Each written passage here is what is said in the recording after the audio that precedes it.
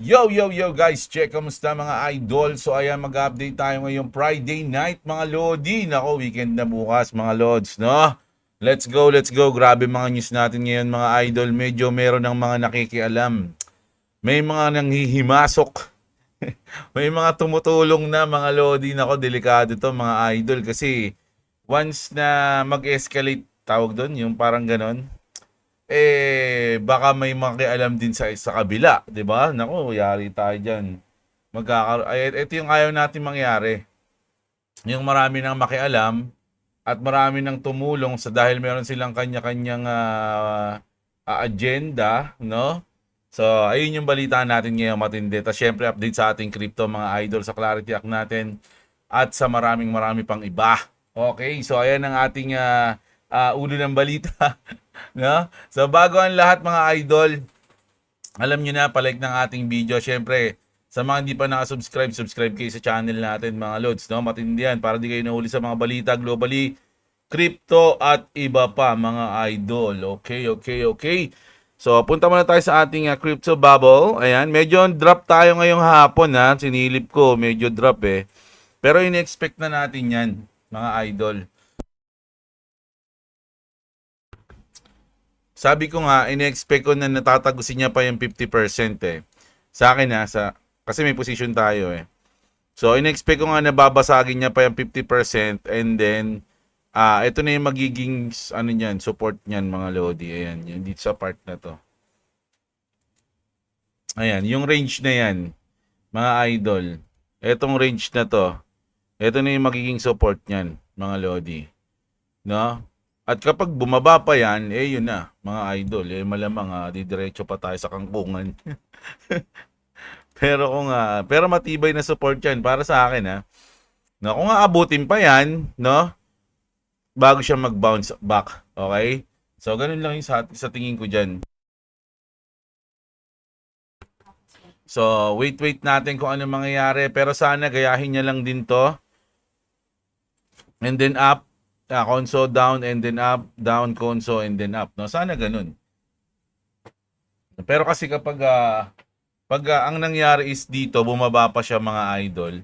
Tapos naka-bounce back siya, mas mataas yung up niyan. Ayun lang sa tingin ko, mga lods. So waiting lang tayo mga lodi dahil yung chart natin sa ngayon is talagang medyo boring, no? Boring dahil kahit na may nangyayaring mga good news, napipigilan pa rin tayo ng bad news dahil nga sa gera, mga idol. At yung Clarity Act natin is barado. Hindi pa mapasa, no? Kaya medyo ganyan yan. Pero once na kumawala na yan, mga lods, naku, asahan nyo. Kakawala rin ang inyong mga portfolio. Okay? So grabe ito, pakinggan muna natin. Itong news na to, matindi to mga idol. Kasi mga Pinoy, no? Nasaksihan nila yung pagdaan ng Tomahawk. No, alam niyo ba yung Tomahawk? So ito, ayan na. Sa pangatlo na yun. Pangatlo na daw. May dumadaan kasing missile. Mga lods, no? Group of missile. Ayun pa. Ayun, no? Dumaan, no? Pag-apat na.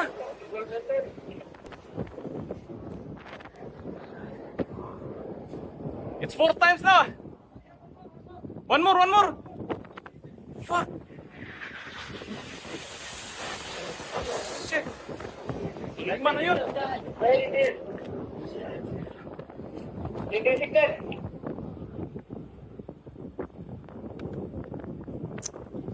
Rinig nyo mga idol.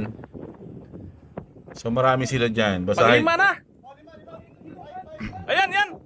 Again.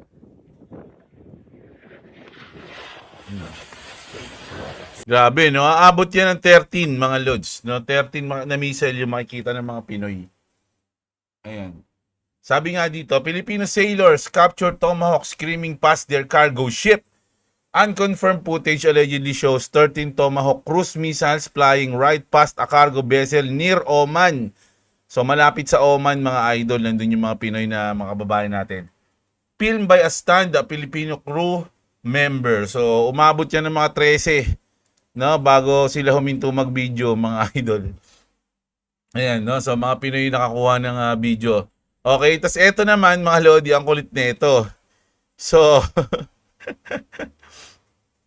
Ang ginawa ng Iran, mga idol, nag-drawing sila sa sahig. Nag-drawing sila sa sahig ng mga hugis jet fighter, no? Iran pulled off an epic troll on the US and Israel. They painted silhouettes of 14 o F-14 Tomcats on the runway of the airbase and bombed them, thinking they were real. Result, giant crater in the ground, drawings intact, and millions of dollars in missile. So, ayan daw, no? So, hindi natin alam kung legit tong news na to, pero tawa ako dito eh. Pero kasi marami na ako nakitang news na ganito eh. So, parang legit siya. Hindi lang kay Adele, meron pa mga ibang nag-post ng ganito. Tapos ibang picture din, ibang picture naman. Oh, grabe, no? Nadaya nila. Siyempre, mahal yung missile, mga idol. Tapos, peki lang pala yung tatamaan mo. Siyempre, ini-expect nila, mahal din yung jet. So, kapalit ng mahal ng missile, that masirami yung mahal na jet na yon. Kaya lang, wala, drawing lang daw, silhouette. Anino, mga idol, oh, di ba? Tapos, eto, nako, yung pinagmamalaki ni, ano ba to?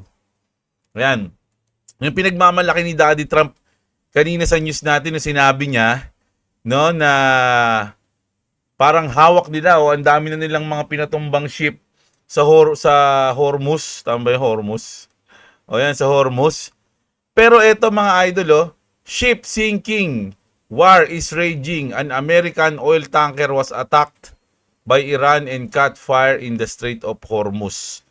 Mga lods, no? So check natin kung legit yan.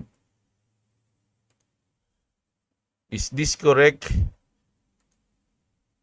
Yes. Oh, ayan. The Iranian Revolutionary Guard announced today that it had stuck an American oil tanker in the northern Gulf, causing it to catch fire and confirm its control over the Strait of Hormuz.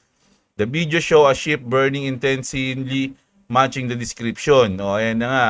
But there is no independent confirmation from Western of America source. Yes. Siyempre, hindi nila ibabalita yan.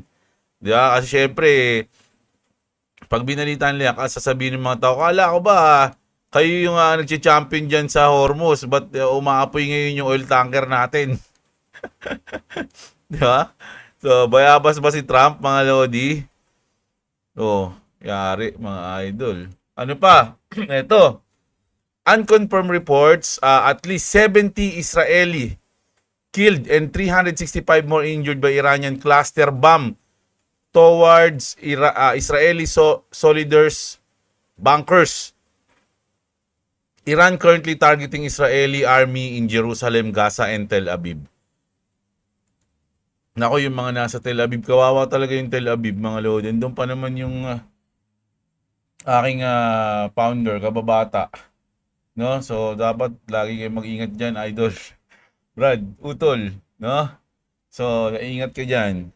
Pero grabe, no? Hindi pa rin tumitigil yung bakbakan at nakakapagtaka, mga idol, no? Halos araw-araw ilang daang missile, ilang libong mga bala, ilang daang drones yung mga pinapakawalan ng Israel, pero parang sobrang dami pa rin nilang bala. Bakit, mga idol, no? Sabi dito, China to step into Iran conflict.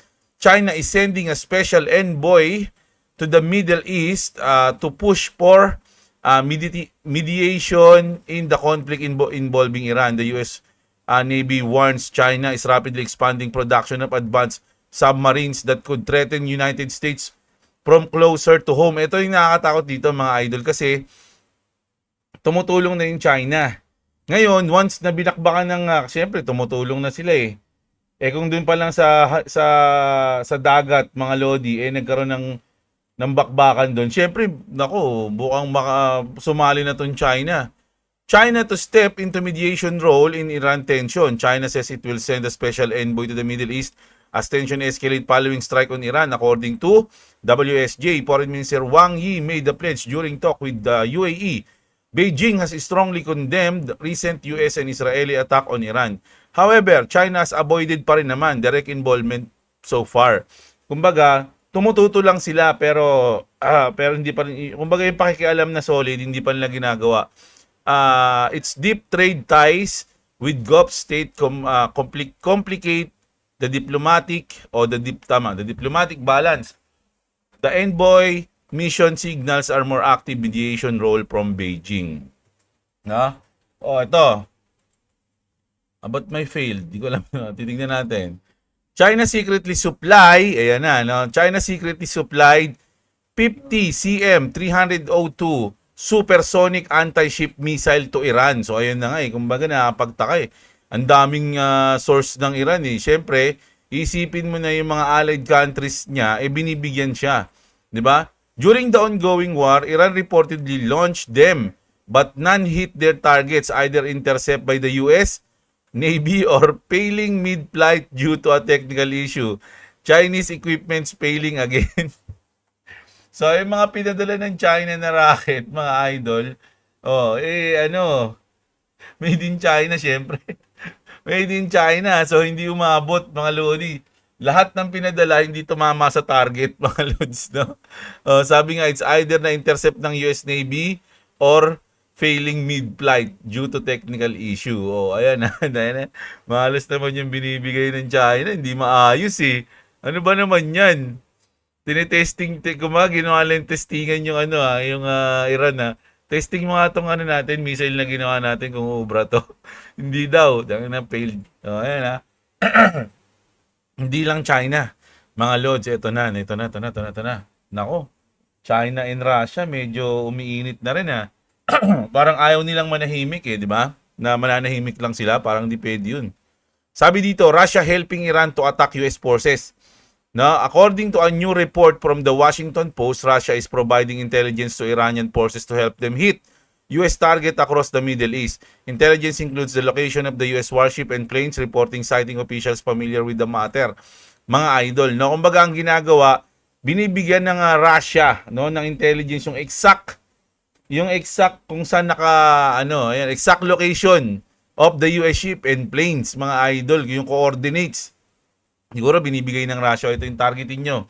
The Washington Post reports Moscow is passing real-time coordinates of American warship to facilitate Iranian strikes. This intelligence has been linked to a drone strike in Kuwait on Sunday that killed 5 US soldiers. This war is now escalating to another level. So ayun na nga, mga idol, no, tumutulong na. No?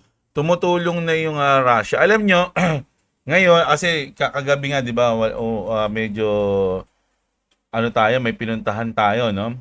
Meron ako nakausap doon kasi yung mga yon, tropa ko yon, nagaling sa Oman, mga idol, no? Ngayon, isa sa mga pinag-usapan namin, ito. Alam nyo ba na meron daw na huling Israel spy sa Oman? Sa Oman ata, kung tama yung pagkakaintindi ko, kasi mga lasing na kami kagabi. Meron daw spy ng Israel sa Oman na aatakihin yung Oman. Kumbaga, aatakihin nila yung Oman, tapos ang papalabasin nila Iran. Iran yung kumana. Pero yun, Israeli yun. Mga lodi, Israeli spy yun. So, ganoon daw yung nangyayari, mga idol, no? Tapos, syempre, di ba Ramadan ngayon? Syempre, yung mga Muslim, mga gutom sila, hindi raw sila, tawa kami ng tawa, pinag-usapan namin yun Sabi, gutom ngayon yung mga Muslim hindi makapag-desisyon na maayos Sabi nga, pag nag-order nga yung mga Muslim, tapos nagkamali kasi sigaw-sigawan ka ito pang gera. Sobrang gutom, lagi mainit ulo ng mga yon. Sabi ganun, mga lodi. So, tawa kami ng tawa Nag-usapan namin kagabi. So, ramdam nila at syempre yung mga flight doon hindi, kumbaga babalik na nga dapat siya ngayon ngayong buwan, kaya lang parang na-postpone kasi nga walang air travel, mga idol, bawal. Okay, so ganun yung nangyayari ngayon, naapektuhan na yung mga trabaho ng ating mga kababayan doon. Pero sa Oman daw, mga idol, tahimik naman doon. Hindi naman sila masyado, kaya lang kasi buong Middle East yung parang cancelado lahat ng flight buong Middle East, so damay sila, mga lods, kahit medyo tahimik naman daw sa kanila. So ito na, meron tayong balita ngayon, mga lodi, na matindi. Siguro ito yung reason kaya ginera ng US yung Iran. Okay, ito yung dahilan, mga lodi. Nako, manda kayo sa news natin. Malapit yung news natin na to, mga idol. The reason, dahil nagkakagulo ang mundo ngayon para maiwas dito sa issue na to, si Daddy Trump, mga idol. Ito na. Breaking news mga idol, Epstein bomb just dropped. Trump name in tin. Rope files. Sabihin ko na lang rape kasi parang parang pangit sabihin no. Sabi dito, DOJ just released the missing Epstein file they tried to bury. A victim who was a teenager at the time accuses both JE and Donald Trump of sexually assaulting her. She told FBI agent Epstein flew her to a skyscraper in New York and New York or NJ. Ano yung NJ? New Jersey. Ayan. She was 13 or 15. Introduced her to Trump. And Trump pressured her into mga loads, into sex act. Nakalagay dito. In the 1980s, mga idol, no? There are the exact FBI 302 interview memos that vanished from earlier release. Trump denies everything but the files are now public. The Epstein-Trump nightmare is back and it's nuclear. Yun na mga lodi. No? So, ito, baka sabihin nyo kasi fake to eh. Meron dito. Is it fake? Ayan, ito. No, not fake. Sabi dito, the DOJ released this FBI 302 summaries yesterday, March 5, from 2019 interviews. A woman alleged Epstein took her age 13 to 15, 1980s to a tall building in New York, New Jersey, introduced her to Trump, who then tried to forcing oral S. She beat him. Kinagat niya raw si Daddy. He punched her. Sinuntok to siya ni Trump sa mukha.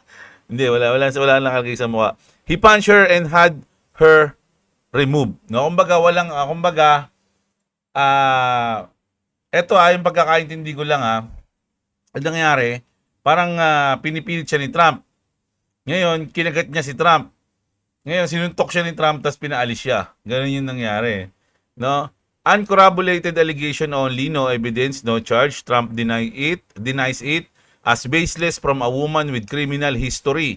With House calls it proof of exoneration since Biden era DOJ took no action. So ayan mga lodi. So marami ngayon ito na kahapon to, 'di ba? Ayan, kahapon nilabas ng DOJ mga lods, no?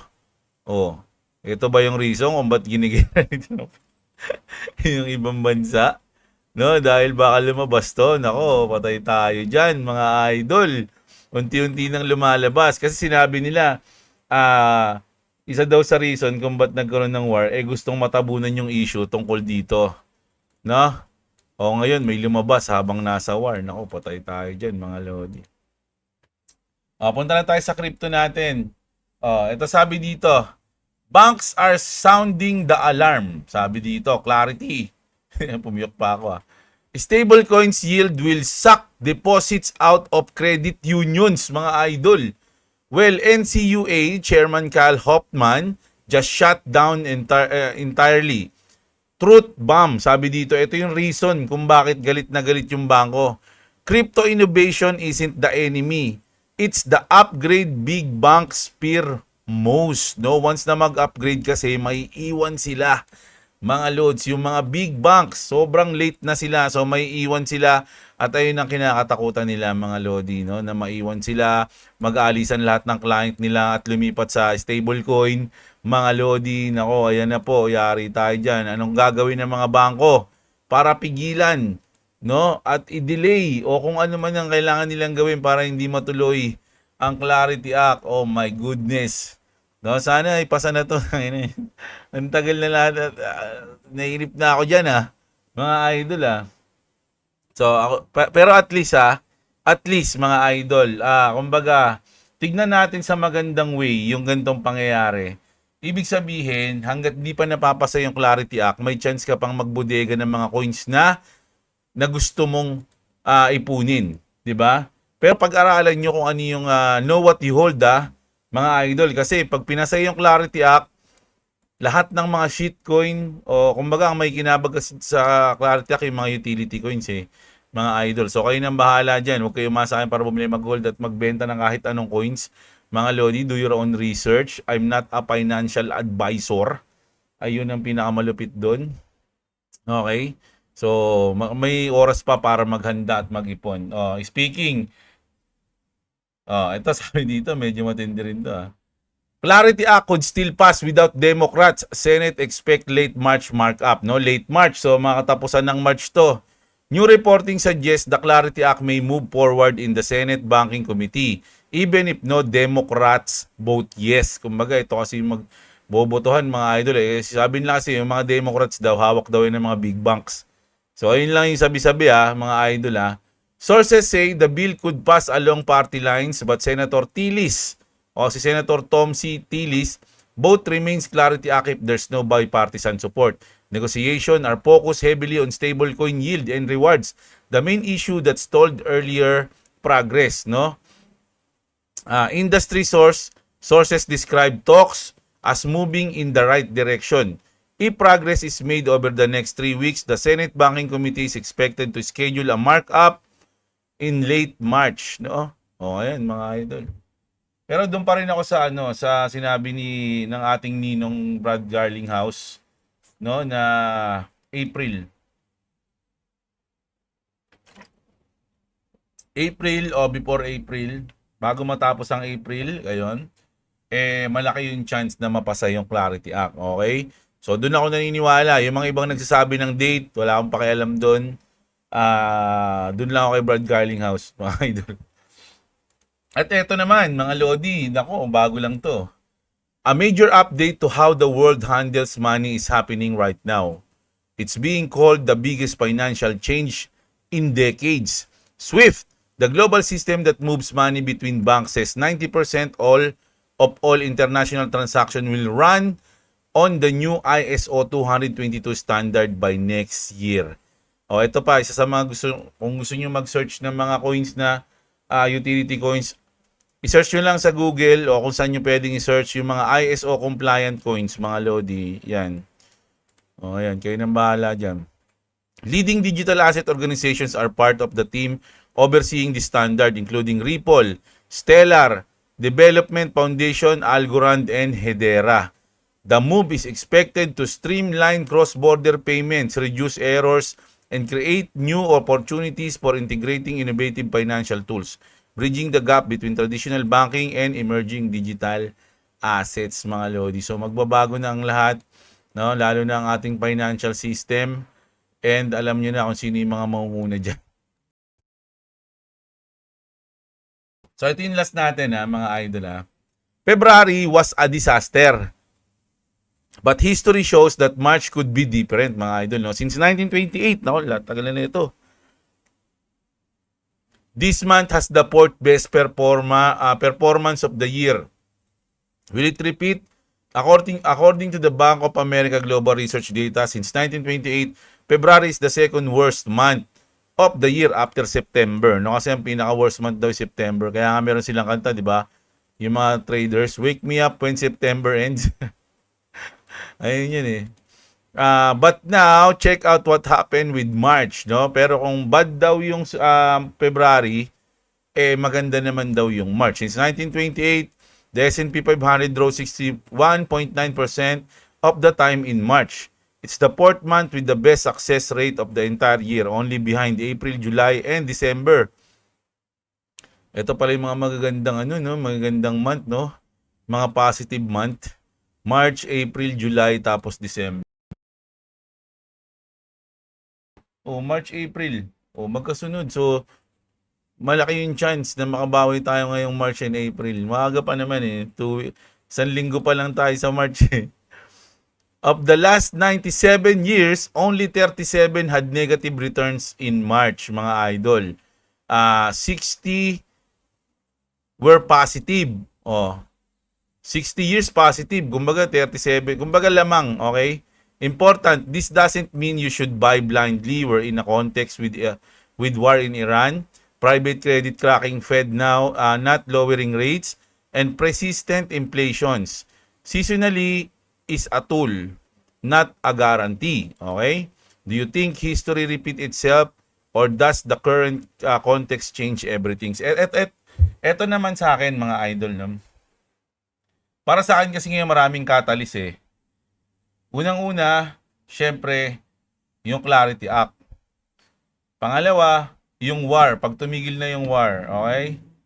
Makakapagbigay ng boost yan sa market sa tingin ko. At sunod yung Fed, mga idol. Once na mapalitan si Jerome Powell ni Kevin Wars, isa rin yun sa akin na magiging catalyst, mga idol, sa market natin. At lahat yun mangyayari ngayong taon, mga loads, no? So, kayo nang bahala kung anong gusto nyo isipin, mga idol. Pero ayun yung sa tingin kong mga pwedeng maging catalyst o magbigay ng boost sa ating market, okay? So, ito na. Basa tayo comment.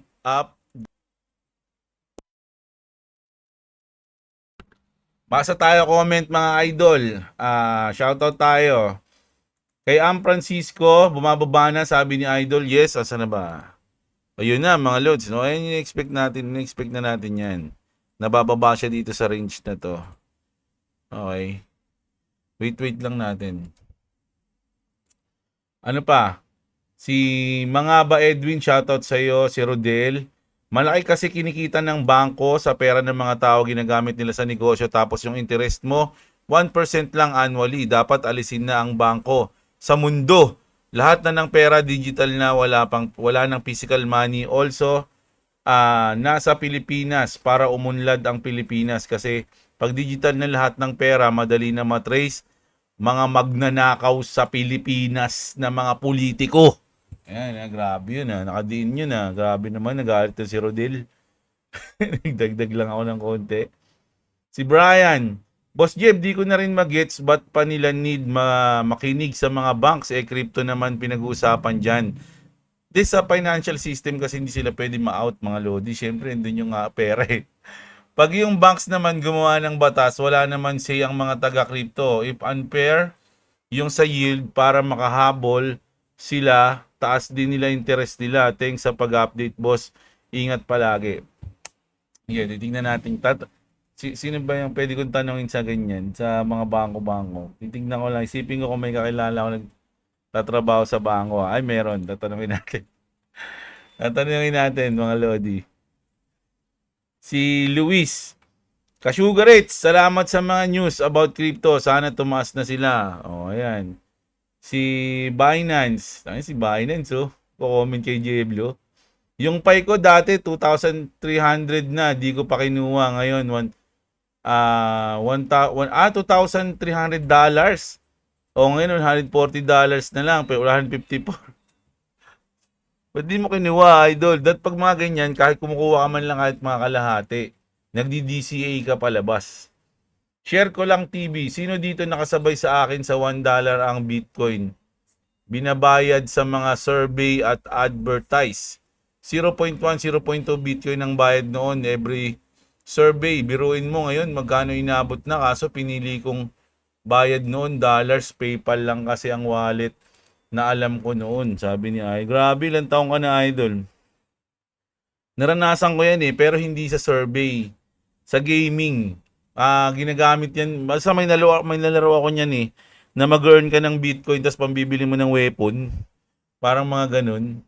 Dati pa yun. Tagal na yun Lang laro-laro lang. No, ngayon, di mo alam. Dahil mayaman ka na pala dati. Hindi mo lang alam.